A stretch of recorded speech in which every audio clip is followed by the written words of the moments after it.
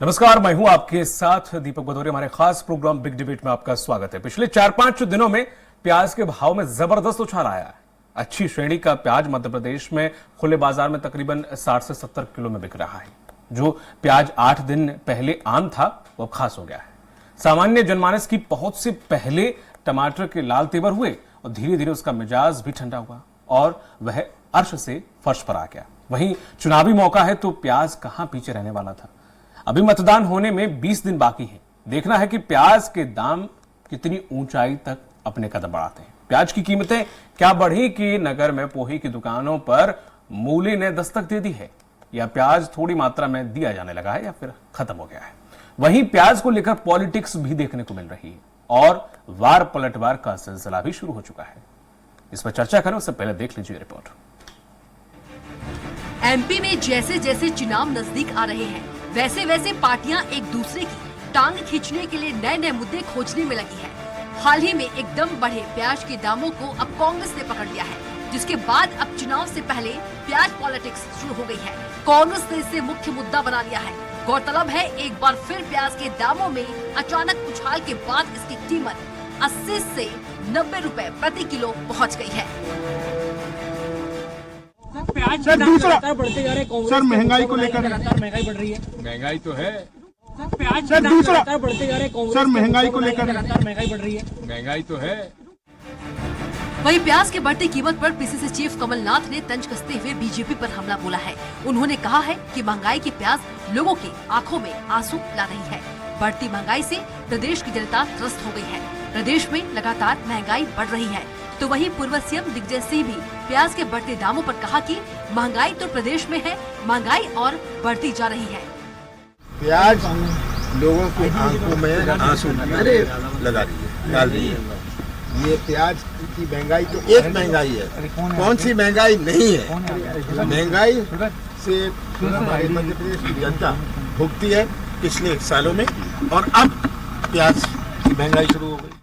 वहीं कमलनाथ ने कहा कि प्याज लोगों की आंखों में आंसू ला रही है। तो वहीं छिंदवाड़ा यानी कमलनाथ के गढ़ में नरोत्तम ने पलटवार करते हुए कहा है कि आलू प्याज की सब्जी आज तक नहीं तो कल सस्ती होगी, लेकिन अगर कांग्रेस जीती तो आपके छिंदवाड़ा में रोहिंग्यों की बस्ती होगी। मैं कोई बात कह रहा हूं तो अतिशयोक्ति में नहीं कह रहा मित्रों।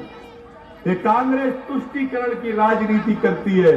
आलू की सब्जी, प्याज की सब्जी आज महंगी है तो कल सस्ती होगी, लेकिन कांग्रेस अगर जीतती है तो आपके छिंदवाड़ा में रोहिंग्याओं की बस्ती होगी। इस बात का ध्यान है।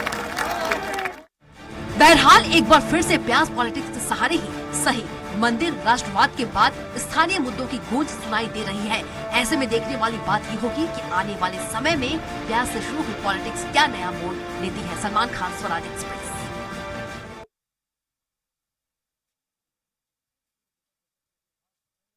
हुआ है हमारे साथ मौजूद हैं कांग्रेस प्रवक्ता राम पांडे जी। राम जी, आपका बहुत बहुत स्वागत है। प्रवक्ता है हमारे साथ बीजेपी के राजेंद्र सिंह जी। राजेंद्र जी, आपका भी बहुत बहुत स्वागत है। और वरिष्ठ पत्रकार हैं चैतन्य भट्ट जी। चैतन्य जी, आपका भी बहुत बहुत स्वागत है। तो जिस तरह से राम जी आपने सुना कि सब्जियों के दाम आज नहीं तो कल सस्ते होंगे, लेकिन अगर कांग्रेस आई तो छिंदवाड़ा में रोहिंग्याओं की बस्ती होगी। इस पूरे उनके डायलॉग को, इस पंच को किस तरह से ले रहे हैं, किस तरह से देख रहे हैं और क्या इस पर पलटवार करना चाहेंगे, क्योंकि ये स्टेटमेंट एक तरीके से बहुत गलत दिशा में चला जाता है।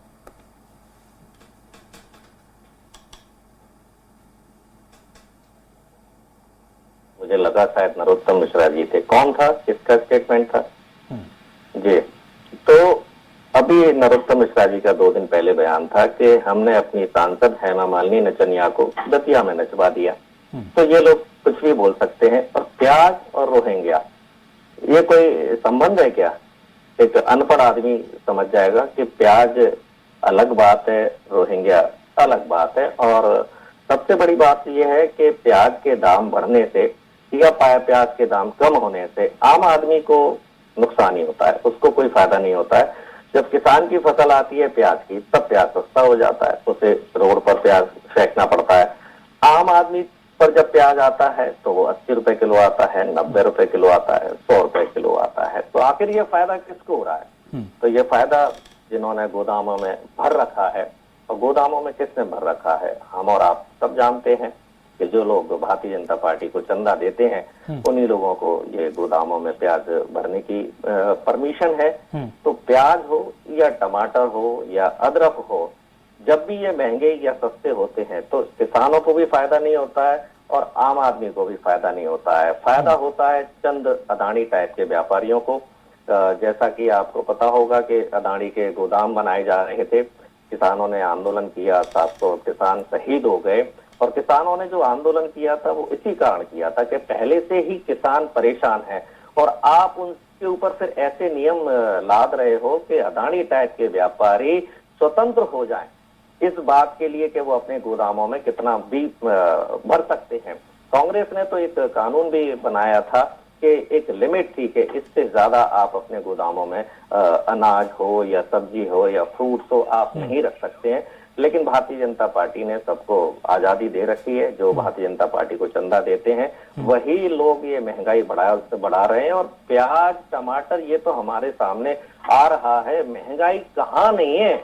आप स्कूल में चले जाइए, बच्चों के लिए आप स्कूल फीस जमा नहीं कर पाएंगे, इतनी स्कूल फीस हो गई है। बिजली का बिल आता है तो हम बिजली का बिल देने में असमर्थ हो जाते हैं। किसान जब अपनी खेती में पैसा लगाता है तो अभी मोदी सरकार में 25,000 रुपए प्रति हेक्टेयर का खर्चा बढ़ गया है। आमदनी नहीं हुई है लेकिन बीज इतना महंगा हो गया है, खाद इतना महंगा हो गया है, इंसेक्टिसाइड महंगा हो गया है, बिजली महंगी हो गई है कि किसान को अपनी फसल के दाम नहीं मिल रहे हैं। और आप बात करते हो एमएसपी की, किसानों से वादा किया था जब उन्होंने किसान आंदोलन वापस लिया था कि हम एमएसपी देंगे, लेकिन आप एमएसपी भी नहीं दे रहे थे। अभी मध्य प्रदेश में हम बात कर लें तो गेहूं के दाम की जो एमएसपी है 2400 रुपए, तो बाजरे के दाम की और बिक रहा है 1800 1900 में 500 रुपए प्रति क्विंटल बाजरे पर। मध्य प्रदेश में किसानों को नुकसान हो रहा है। एमएसपी कई फसलों पर है लेकिन किसानों को मुश्किल से 10% जो फसलें हैं उनकी उन पर एमएसपी मिलती है, 90% पर एमएसपी नहीं मिलती है।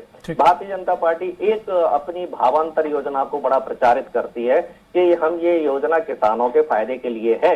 2023-24 का भावांतर का बजट 1,000 रुपए है। कितना भारतीय जनता पार्टी झूठ बोलती है। 2023-24 का भावांतर का बजट 1,000 रुपए रखा है और शिवराज सिंह चौहान मंच से कहते हैं कि हम किसानों के फायदे के लिए। ठीक है, मैं अब आपके पास लौटूंगा सर। बिल्कुल राम जी, मैं आपके पास लौटूंगा। राजेंद्र जी, जिस तरह से प्याज महंगी हो गई है या कांग्रेस इस मुद्दे पर आंसू बहाने की एक दूसरे पर कमेंटबाजी हो रही है या फिर ठीक है चुनाव का समय है, कुछ ऐसी चीजें बताइए जो आपने वाकई सस्ती की हैं, फिर चाहे भले ही चुनाव को मद्देनजर रखते हुए की हो।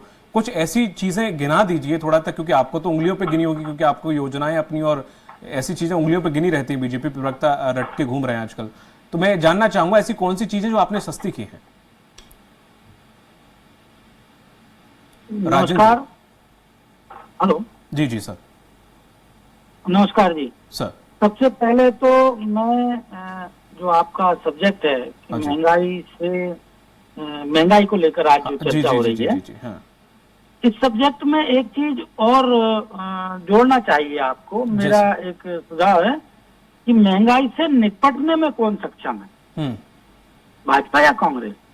तो कांग्रेस तो 47 से लेकर हमेशा कहती रही, इंदिरा गांधी का नारा था महंगाई हटाएंगे, महंगाई हटाएंगे, गरीबी हटाएंगे। क्या कर पाए ये लोग? उसके बाद अगर अभी की बात करें, जो आपने कहा है कि महंगाई के लिए हमने क्या किया या क्या प्रयास कर रहे हैं, जी। तो इस समय आप भी समझते हैं कि पूरा जो कमजोर मानसून गया है उसके बाद प्याज का जो मार्केट है वो भी तात्कालिक रूप से कुछ दिनों के लिए उठा। अब तीसरी बात जो आपने ठीक है, आपने बोल दिया कि सीजन नहीं हुआ तो जरूरी है कि प्याज बेचा जाए। आपने टैक्स तो बढ़ा दिया, चलो समझ में आती है कि ठीक है टैक्स बढ़ा दिया, उससे राजस्व मिल रहा है आपको। लेकिन अब जब आपने अभी बीच में मुद्दा उठाता है चावल का, तब आपने रोक लगा दी थी कि हमारे देश में इतना चावल की क्राइसिस आ जाएगी, हम नहीं देंगे दूसरे देशों को। तो आप क्यों दे रहे हैं जब आपको मालूम है हमारे यहाँ खाने को है नहीं? आप क्यों बेच रहे हैं उसको, बाहर क्यों बेच रहे हैं? पूरी तरह प्रतिबंध लगाइए ना। नहीं। हेलो जी सर, बोलिए सर। हेलो, आवाज जी राजन जी, अब आवाज नहीं आ रही आपको? हेलो, ठीक है, आपको आवाज नहीं आ रही शायद। हेलो, आपके पास लौटूंगा। चेतन भट्ट जी, मैं वरिष्ठ पत्रकार जो हमारे साथ जुड़े हुए हैं, सर मैं आपके पास आऊंगा। जिस तरह से कभी प्याज महंगा, कभी टमाटर महंगा, कह देते हैं कि आज टमाटर से नहीं प्याज से काम चला लो, प्याज महंगा तो बोला अब टमाटर से काम चला। हम तो चला ही लेंगे और चलाना हमें पड़ेगा, लेकिन सवाल यह खड़ा होता है कि दाल से लेके ऐसी कौन सी चीज है जो आज के समय में सस्ती है? क्योंकि मैंने पुराना वक्त नहीं देखा, लेकिन हाँ मेरी भी उम्र 30 साल है, तो जो मैंने अपने समय में जो देखा उतना तो समझ में आता है कि हाँ महंगाई कितनी बड़ी है। हेलो, देखिए महंगाई तो निश्चित तौर पर बढ़ी है, और कोई एक चीज नहीं है जिसमें महंगाई बढ़ी हो, चाहे वो प्याज हो या टमाटर हो। तमाम चीजें हैं जो रोजमर्रा की चीजें हैं जो हर घर में लगती हैं, चाहे वो दूध हो, चाहे वो तेल हो, चाहे वो गेहूं हो, चाहे वो चावल हो, हर चीज, इवन सब्जी। अभी कुछ दिन पहले तो मेथी की भाजी जो है वो 100 रुपए किलो बिक रही थी, बिल्कुल, आज जरूर 50 रुपए किलो है। तो ये जो गड़बड़ी होती है, इसके पीछे क्या कारण है, इस पे सरकार को सोचना चाहिए। देखिए, किसान जो उत्पादन करता है उसके पास ऐसी कोई व्यवस्था नहीं रहती कि वो अपने उत्पादन को कहीं स्टोरेज कर सके। उसको मंडी में जाना पड़ता है और अपना सामान बेचना पड़ता है। और जब मंडी में तमाम लोग आते हैं, जब माल बहुत आता है, तो आप जानिए कि जब माल बहुत आएगा तो उसका दाम कम हो जाएंगे। लेकिन जब बड़े बड़े लोग हैं और जो बिचौलिए हैं, वो उन तमाम चीजों को निश्चित तौर पे अपने गोदामों में और कोल्ड स्टोरेज में रख लेते हैं। और जब क्राइसिस आती है तो वही चीज जो उन्होंने 10 रुपये या 12 रुपये किलो के हिसाब से खरीदी थी, वो 70-80 रुपए बाजार में बिकती। और चूंकि उपभोक्ता के लिए ये दोनों सब तमाम चीजें आवश्यक हैं, गेहूं आवश्यक है, रोटी खाना है, उसको चावल खाना है, दाल खाना है, तेल चाहिए, सब्जी चाहिए, ये तमाम चीजें जब उसको रोजमर्रा की लगती हैं, उसमें जब उसको मजबूरी होती है कि वो उन चीजों खरीदे, चाहे कोई भी रेट। आपने देखा होगा पिछली बार तो 200 रुपए तक चला गया था टमाटर, जो बाद में 30 रुपए और 20 रुपए बिकने लगा। लेकिन इस बीच में 3-4 महीने में जो 200 रुपए टमाटर बिका है, उसका पैसा किसकी जेब में गया, ये देखना बहुत जरूरी है। क्योंकि ये जो है, इसका फायदा ना तो किसान को मिल पा रहा है, जैसा राम पांडे ने भी कहा कि ना तो उपभोक्ता को मिल पा रहा है, आम आदमी को नहीं मिल पा रहा, किसानों को नहीं मिल पा रहा। तो ये बीच का पैसा जाता कहाँ? जाहिर सी बात है कि सबको मालूम है कि इनके जेबों में जाता है पैसा, बिचौलिए रहते हैं बीच में, बड़े बड़े सेठ रहते हैं जिनके पास कोल्ड स्टोरेज की व्यवस्था है। तो महंगाई को किस तरह से काबू में किया जाए, ये सरकार को सोचना होगा। देखिए, प्याज तो एक ऐसी चीज है कि प्याज ने अटल बिहारी वाजपेयी की सरकार गिरा दी, तो छोटी सी चीज है, इसको गंभीरता से लेना होगा तमाम पार्टियों को, जो भी सत्ता में काबिज होना चाहती है, कि ये जो चीजें हैं जो रोजमर्रा की है, जिनके लिए आम आदमी को रोज जरूरत पड़ती है, उन पे हम कैसे, उनकी महंगाई पे हम कैसे अंकुश करें। क्योंकि बाजार में जिस तरह से रेट बढ़ रहे हैं, उसमें मुझे लगता है कि सबसे ज्यादा जो परेशान है वो मिडिल क्लास होता है। बिल्कुल, बिल्कुल आपने ये मिडिल क्लास की बात की। राजन जी हमारे साथ फिर से आ गए हैं और जुड़ गए हैं। राजन जी, आप तक आवाज पहुंच रही है? हाँ, पहुंच रही है जी। सर, जैसे मिडिल क्लास की जो बात की, आप जो महंगाई बढ़ा देते, तो पहली बात तो मिडिल क्लास का कहीं भी किसी चाहे बजट आए चाहे कुछ भी है, उसमें कुछ रखा नहीं जाता है। आप तो चलो सरकारी आदमी है, उसका महंगाई भत्ता बढ़ा देते हो, काम चल जाता है उसका। अब मिडिल क्लास वाला कहाँ जाए? आप कभी प्याज महंगा कर देते हो, कभी दाल महंगा कर देते हो, उसका तो कोई भत्ता नहीं बढ़ रहा। नहीं सर, ऐसा नहीं है। मिडिल क्लास के लिए प्रदेश सरकार बहुत सारी योजनाएं और बहुत सारी उनको मदद कर रही है। अगर लोअर मिडिल क्लास, हमें तो फ्री में राशन नहीं मिलता सर, आपको शायद मिलता होगा। नहीं, मैं फ्री के राशन की बात नहीं है। तो किसकी? दाल, आप दाल से ले लो ना, एक बारीकी कॉमन चीज ले लो सर। घर में किसी की रसोई में एक दाल तो कॉमन चीज है, सुबह शाम बनती है। उनमें से कोई दाल एक सस्ती है जो आप बताएंगे कि हाँ ये दाल सस्ती है? प्याज का तो छोड़ दो, हम ठीक है जब सस्ता हो जाएगा तब खा लेंगे, नहीं खाएंगे प्याज। दाल सिर्फ मिडिल क्लास ही खाता है क्या? दाल तो बड़ा अपर क्लास मैं तो गरीब की बात कर रहा हूँ सर जी, बड़े आदमियों की सब बात नहीं कर रहा हूं, मैं तो मिडिल क्लास उससे भी लोअर क्लास की बात कर रहा हूँ। दाल एक कॉमन चीज है, कौन सी सस्ती है दाल, ये बताओ। अच्छा, आज एक चीज बता, मैं आपसे वही तो कह रहा हूँ कि आप दाल या चावल को ही महंगाई से क्यों तोल रहे हो? आपने कहा कि प्रदेश सरकार क्या मदद कर रही है। आज मिडिल क्लास का बच्चा अगर क्लास में फर्स्ट आता है तो उसको स्कूटी भी दे रही है, उसकी एजुकेशन का खर्चा दे रही है। सबसे बड़ी बात जो है, कॉलेज में पढ़ने वाले बच्चों को फीस नहीं दे रहे हैं क्या शिवराज जी? अच्छा, अगर मेडिकल में मिडिल क्लास का बच्चा जा रहा है तो उसकी फीस प्रदेश सरकार दे रही है। तो ये बड़ी मदद है या सिर्फ जो, तो मतलब प्रदेश सरकार एहसान कर रही है क्या उनपे? अगर 15 दिन के लिए अगर प्याज के भाव नहीं, तो जो मिडिल क्लास है वो टैक्स पेयर नहीं है क्या? एहसान कर रही है क्या सरकार? एहसान की बात नहीं कर रहा हूँ। आपने जो कहा कि क्या कर रही है, आपने पेट्रोल महंगा किया, आपने सिलेंडर महंगा किया, ये तो आंखों देखी बात है। कुछ 4 या 5 सालों में सर हुआ है। आपने क्या महंगा नहीं किया ये बताएं। अच्छा, महंगाई पूरे वैश्विक स्तर पे बढ़ रही है, छोटी छोटी चीजों पे जीएसटी लग रही है सर। और आजकल ब्रेड का पैकेट है वो भी नसीब नहीं हो रहा सर। जितनी मदद करे, पूरे वैश्विक स्तर पे बढ़ रही है महंगाई। क्या सर? पूरे वैश्विक स्तर पर महंगाई बढ़ी है, सिर्फ भारत में या मध्य प्रदेश में तो नहीं बढ़ी। क्या राजस्थान में महंगाई नहीं बढ़ी है? वहाँ कांग्रेस की अब आप सरकार है। पाकिस्तान से तो प्लीज कंपेयर मत करिए भारत को, पाकिस्तान की नहीं, राजस्थान की, मध्य ना प्रदेश श्रीलंका की, से करिए। पड़ोसी राज्य की बात कर रहा हूँ। क्या वहाँ महंगा नहीं है? नहीं, अगर आप उनसे अगर कंपेयर करके बोल रहे हो तो फिर मैं चुप हो जाता हूँ।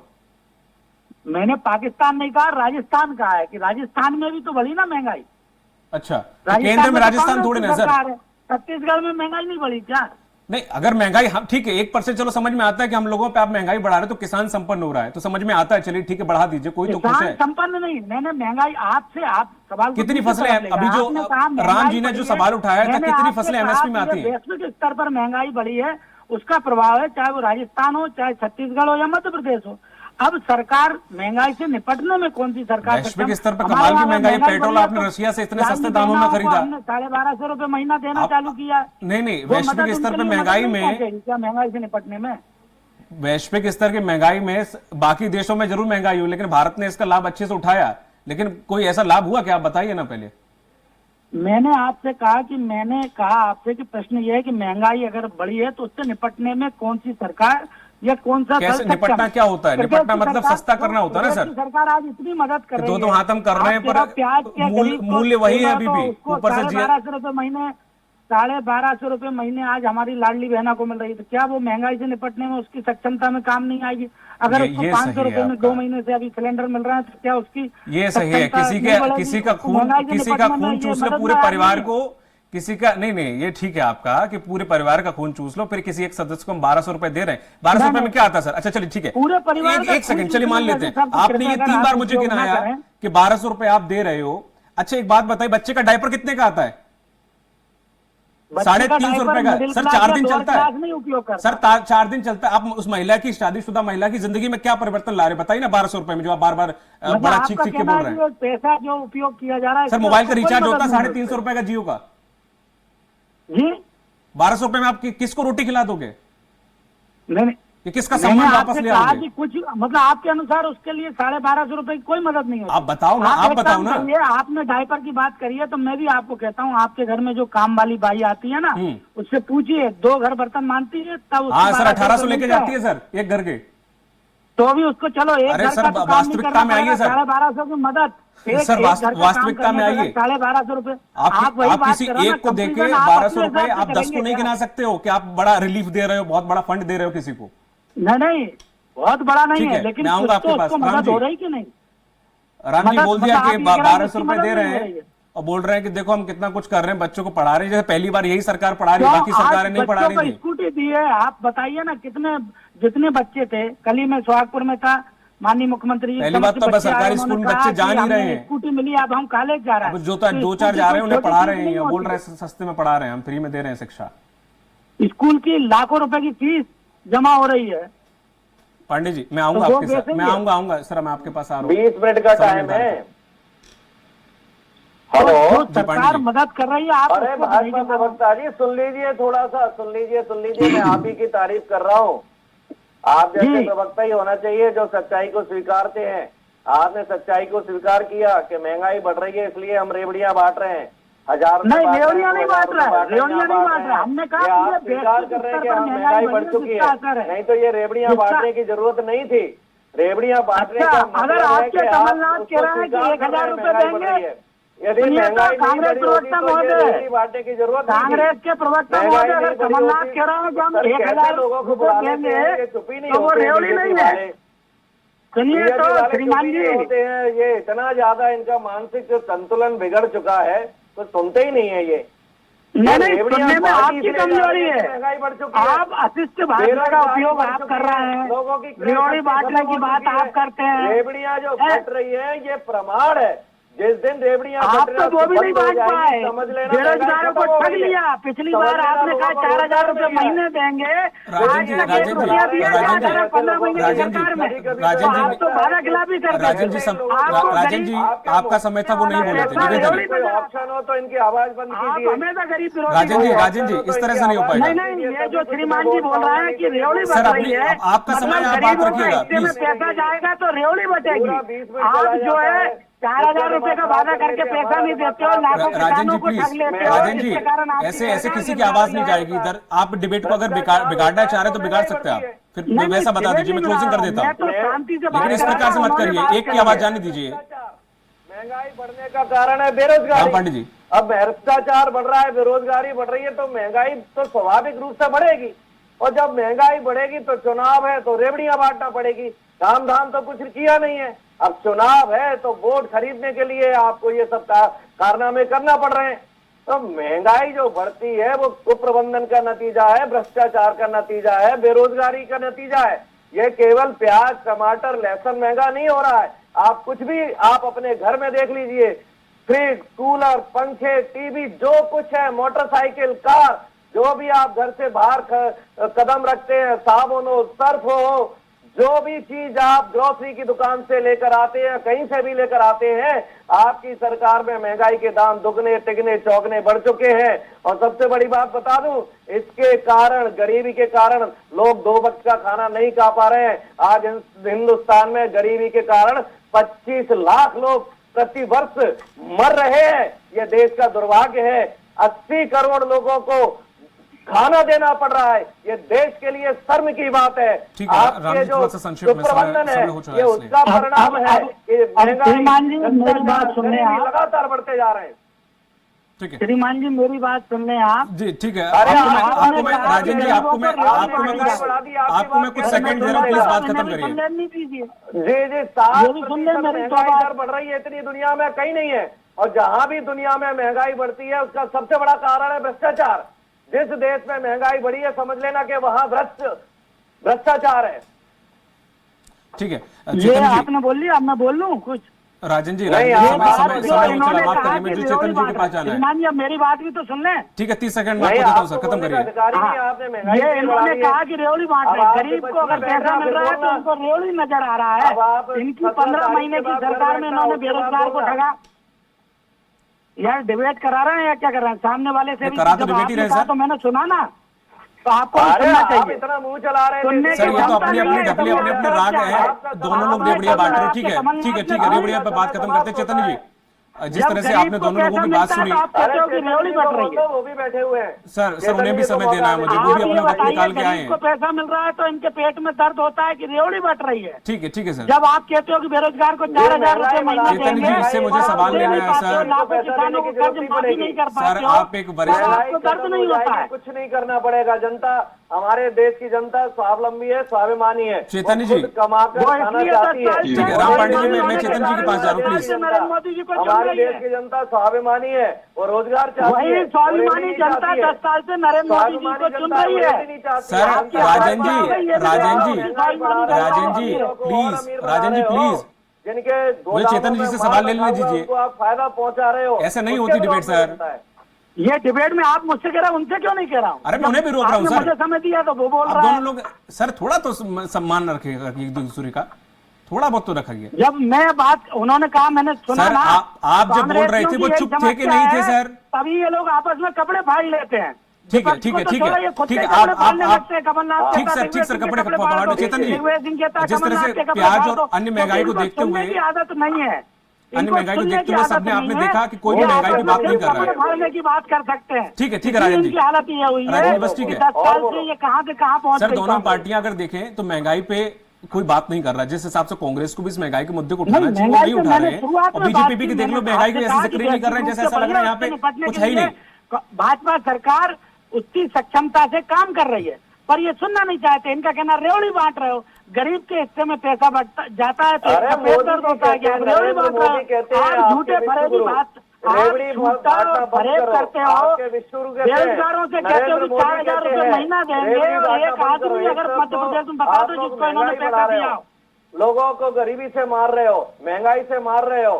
और राजन जी, अब आपको लास्ट में समझ में आ रहा है कि आप कम बोले या फिर कुछ आपको रह गया या फिर आप बोल नहीं पाए कि डिबेट तो नहीं वैसी ठंडी पड़ जाएगी, कुछ ऐसा सोच रहे हैं क्या? हमारे बीजेपी की तरफ से कम कंटेंट गया तो अब जितना है वो डाल दूं एंड वक्त में? नहीं, कंटेंट की बात बोल रहा हूँ सर, बात होती अब आप बहस कर रहे हो, अब आज जा नहीं रही दर्शकों के पास, क्या मतलब है सर इस चीज का? मैं तो आपका पक्ष रखने के लिए बुलाया हूँ, जब आपको मौका दिया बोले नहीं। ये जब आपने मुझे समय दिया तो ये बोल रहे थे। अरे वो तो बोले भी नहीं सर, ये मत करिए आप, उनके में बोले वो नहीं बोले। चलिए बहुत बहुत शुक्रिया हमारे साथ जुड़ने के लिए। राम जी आपका, राजू जी आपका, चेतन जी माफी चाहूंगा कि आप दोनों लोगों को देखिए जिस हिसाब से मैं आपको समय नहीं दे पाया। तो जिस तरह से प्याज की वजह से फिलहाल तो महंगाई है, लेकिन इसे राजनीतिक मुद्दा बना लिया गया है। पहले टमाटर था, अब प्याज है, लेकिन देखने वाली बात होगी हालांकि इस राजनीति से ऊपर उठकर महंगाई की तरफ आके कौन सी पार्टी ध्यान देती है और कौन सी नहीं। मुझे दीजिए इजाजत, नमस्कार।